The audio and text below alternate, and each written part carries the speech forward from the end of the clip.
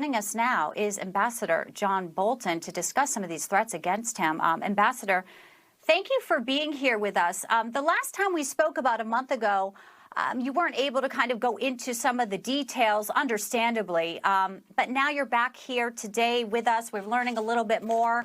We have the affidavit here. This Iranian operative, Shahram Pusarif, wanted you and reportedly former Secretary Mike Pompeo dead. An informant was able to foil this plot, Ambassador. But do you feel you're still at risk seeing that his whereabouts are unknown?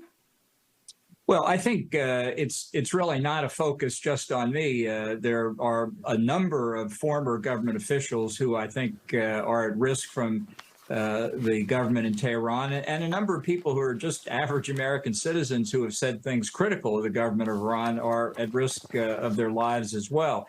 So I think the most important conclusion to draw here is the kind of threat that the government in Iran poses to America. They're trying to kill Americans on American soil, and that's essentially unprecedented in my view, and it constitutes a threat that really we need a stronger response from the Biden administration.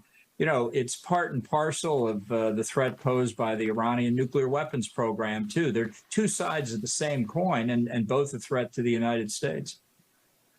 Yeah, Ambassador, we're learning too. Mark Esper, the former U.S. Defense Secretary, was also included with you and Pompeo. So if you're Jake Sullivan and you're with Biden, what do you do? What should they be doing that you feel they are not doing when it comes to Iran, the JCPOA deal?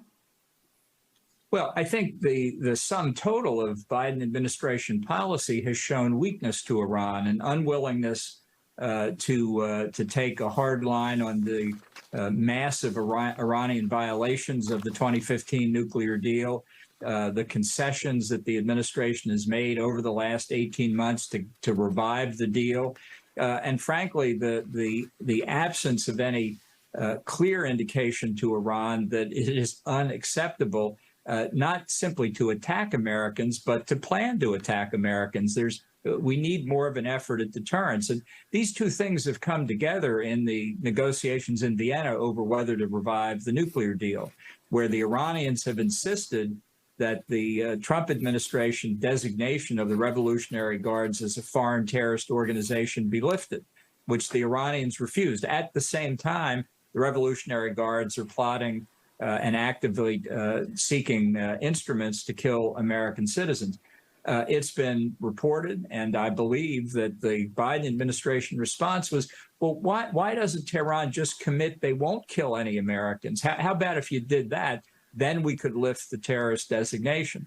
That would be a commitment, if the Iranians were willing to make it, that would have about as much force as a commitment they're not going to seek nuclear weapons. Yeah, exactly. Ambassador Bolton, your kill was $300,000 reportedly for Pompeo. They offered this informant $1 million. You haven't lost your sense of humor. You kind of made a joke about the bounty there.